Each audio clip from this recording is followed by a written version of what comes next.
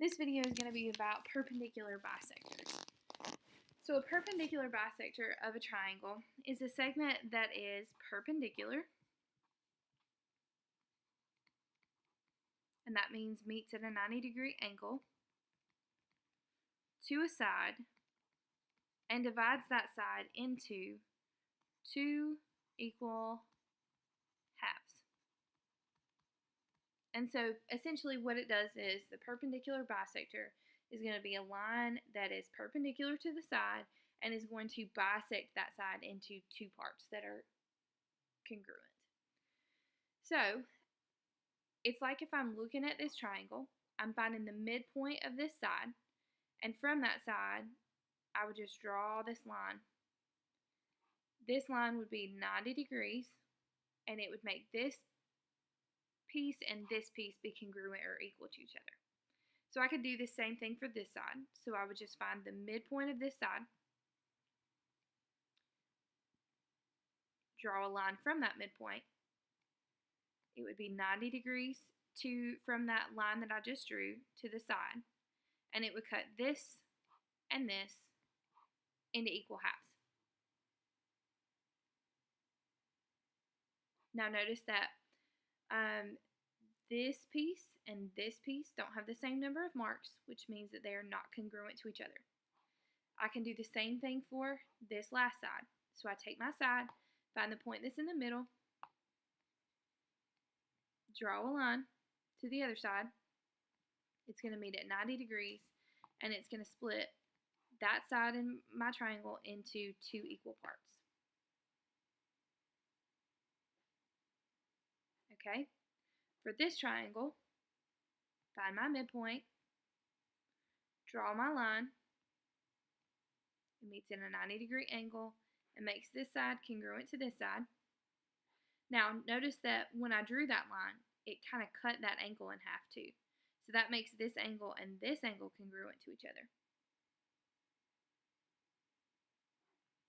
Okay, I could do the same thing for this side. So I find my midpoint of that side. I'm going to draw a line from that midpoint. It's going to meet at a 90-degree angle and make this piece of my triangle congruent to this piece. It's also going to make this angle congruent to this angle. And I can do the same thing for the last side. So find the midpoint, draw my line. It's going to be perpendicular to my side, and it's going to cut my side into two equal pieces. It's also going to cause this angle to be congruent to itself. And in my last triangle, I'm going to find my midpoint of my side, draw my line. My line's going to be perpendicular to that side, and this piece of my triangle and this piece of my triangle are going to be equal. Find the midpoint, draw my line. It's perpendicular. This piece and this piece are congruent. Find my midpoint, draw my line. Perpendicular, and this piece are going to be congruent. So what you have seen in these three examples is that a perpendicular may or may not start at a vertex. So my first one, my perpendicular bisector, did not start at a vertex being my corner pieces. In my second example, though, it did, and in my third example, it did not. So in my second example, when I drew in my perpendicular bisectors, when I drew that line, it just kind of happened that it went through those angles. And that's because this triangle is an equilateral, or an equal angular and equilateral triangle, which means that all my sides and all my angles are equal.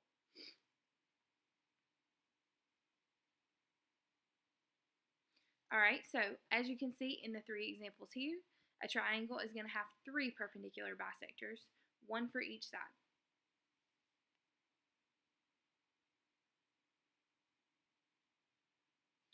So, the perpendicular bisector theorem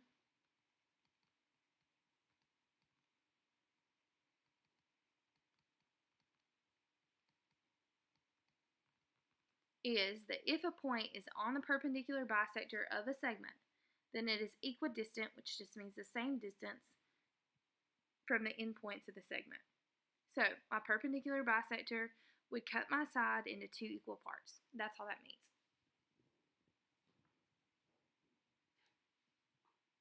Now to go along with that, we have the perpendicular bisector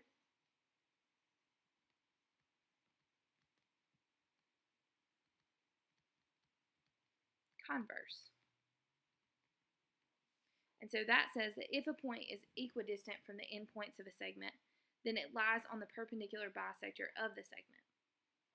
So if a point is the same distance from the endpoints of the segment, so if this point is in the middle of 2 endpoints, then it's going to have to be on the perpendicular bisector of the segment. So looking at these 2 examples here, we're going to use this picture to illustrate. So if CD, line segment CD, is a bisector of AB, then that means that it's going to mean AM and MB are equal. Then that means that AC is going to be congruent to BC. That's a really bad picture.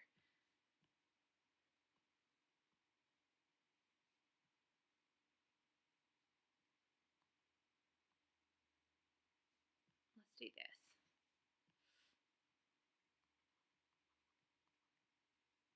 AC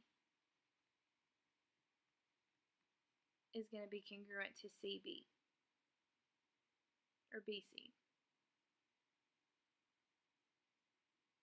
Alright, so that's the first example. The second example says if AD, so if I draw in AD, is equal to DB, then D is going to have to lie on the perpendicular bisector of AB. So, example 1 is the theorem. Example 2 is the converse.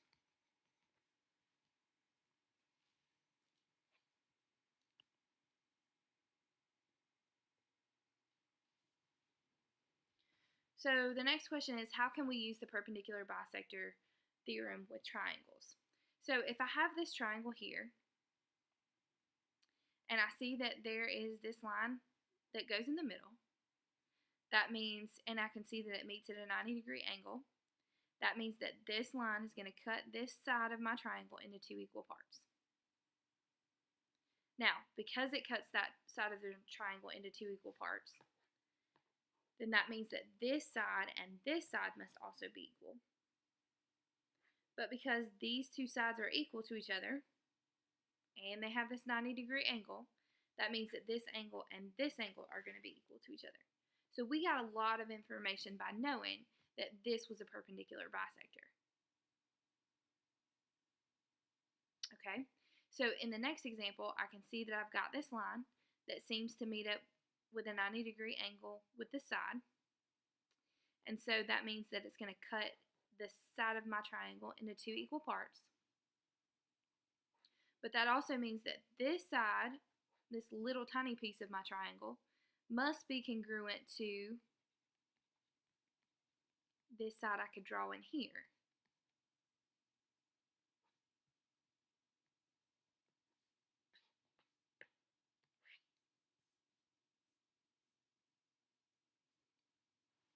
Alright, so on example 1 it says find the length of AB.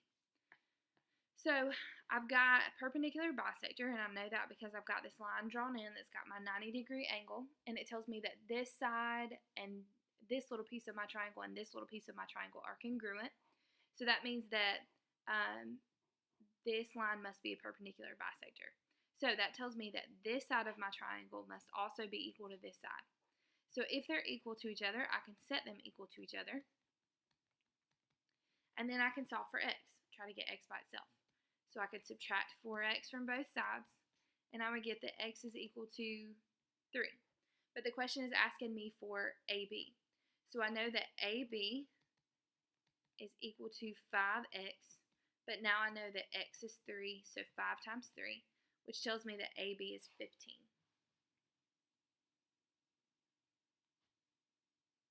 Okay, same thing for number 2, so you try number 2. On number 2, we can see that we've got a perpendicular bisector that comes through angle A, and it meets at the side BC in a 90-degree angle, which is going to cut BC into 2 equal parts. So because that's a perpendicular bisector, using the perpendicular bisector theorem, that tells me that this side and this side must be equal. So I can set them equal. X plus 18 equals 3x minus 6. Try to get all my x's to one side.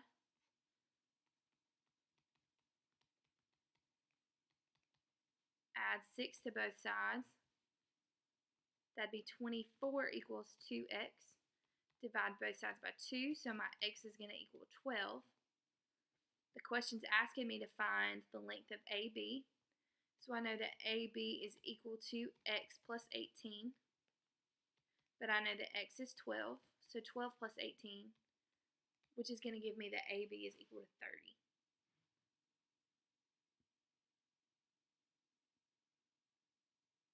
Okay, in example 3, it says that BD is a perpendicular bisector of AC. We want to find the length of AD. So if BD is a perpendicular bisector, that means that BD is going to meet up with AC in a right angle. That also means it's going to make AC have 2 congruent parts, which is going to make these 2 sides that meet up with my perpendicular bisector also equal. So 3x plus 14 equals 5x. Try to get your x's by themselves. So 14 equals 2x. Divide both sides by 2, so x is going to equal 7. But we want to find AD. So I know that AD is equal to 5x. And so I know that x is 7. So 5 times 7 is 35.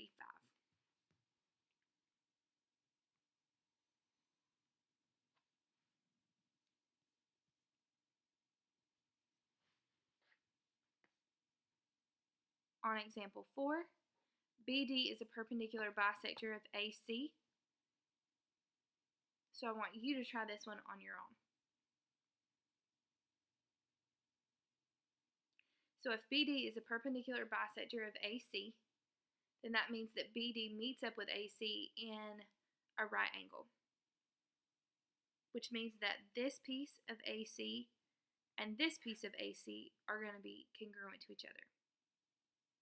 So 2y plus 3 is going to equal 4y minus 7.